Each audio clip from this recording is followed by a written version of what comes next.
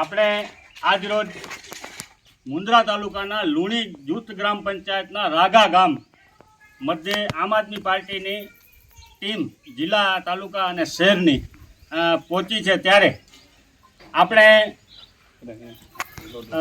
અહીં કને અમે પહેલાં જ જોયું તો મુહૂર્તની અંદર જ જ્યાં એમનો ગામને જોડતો એક માર્ગ રસ્તો છે એ રસ્તો અત્યારે તૂટી ગયો છે.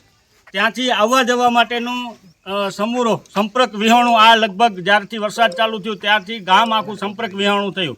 એ ગામની હાલત જોવા માટે આમ આદમી પાર્ટી જ્યારે અહીંયા પધારી અને લગભગ આ ગામ સતત ભાજપને મત આપતું આવ્યું છે, ભાજપના સાથે ને સાથે હરહંમેશ રહ્યું છે, ત્યારે પણ આજે એવના મત વિસ્તારના એવના 150થી 200 મતદારોની પૂછા કરવા માટે નથી આવ્યું. ગામની પૂછા કરતાં આજે જાણવા મળ્યું કે એમના ગામની અંદર પીવાના પાણીની સમસ્યા છે.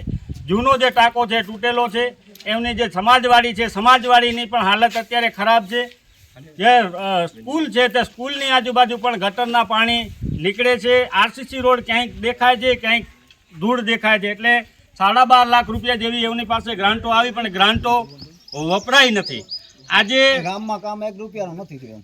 ગામની અંદર 1 પણ રૂપિયાનું કામ નથી થયું એવું ગ્રામજનો દ્વારા જણાવવામાં આવે છે. અમે અહીંયા આવ્યા પછી તાત્કાલિક તાલુકા વિકાસ અધિકારી અનિલ ત્રિવેદી સાહેબને જાણ કરી અને એમને કહ્યું છે કે ભાઈ પહેલાં સૌપ્રથમ ગામનો જે રસ્તો છે, જે પુલ છે, એ અત્યારે લોકોની અવરજવર માટે ચાલુ કરવામાં આવે, કારણ કે પશુપાલન અને ખેતી સાથે જોડાયેલું આ ગામ છે. 700થી 800 લીટર દૂધ દરરોજ અહીં કને ભેગું થાય છે અને અહીંથી એ દૂધ બહાર મોકલતા હોય છે. એટલે એમના જે ગ્રાહકો બહાર બેઠા છે એ પણ રાહ જોઈ રહ્યા છે અને ગામના લોકો પણ લાઇટ ન હોવાના કારણે એમની પાસે મોબાઈલની પણ સુવિધા નહોતી. ગઈકાલે રાત્રે સંપર્ક કરતા અમારા જિલ્લા ઉપપ્રમુખ શ્રી ગજેન્દ્રસિંહ જાડેજા સાથે એમની ચર્ચા થઈ અને અમે આજ રોજ અહીં અમારી ટીમ સાથે જ્યારે પહોંચ્યા છે ત્યારે આ લોકોની હાલત જોતા એમ થાય છે કે અહીં કને કોઈ એટલે ખરેખર રામ ભરોસે તંત્ર છે અને રામ ભરોસે અહીં ચાલી રહ્યું છે. આપણે એમને જ સાંભળીએ એમના જ અહીંના અગ્રણીશ્રીને કે એવો અહીંની શું સમસ્યાઓ છે જણાવે. 800 લીટર અમારો દૂધ આજે 6 ડીમાં કેટલા લીટર થાય? ઘરે બધાના ઘરે પડ્યું છે. કારણ કે રસ્તો નથી. મુખ્ય રોજગારી જ પાંચ નથી. બીજો તો અમારો કઈ વિકાસ નથી. આ અમારો વિકાસ છે. મુખ્ય રોજગારી છે. એમાં અમને કોઈ રાજકારણીનો સપોર્ટ નથી મળ્યો, નથી કોઈ પંચાયતનો સપોર્ટ મળ્યો, કોઈનો સપોર્ટ જ નથી ગામમાં.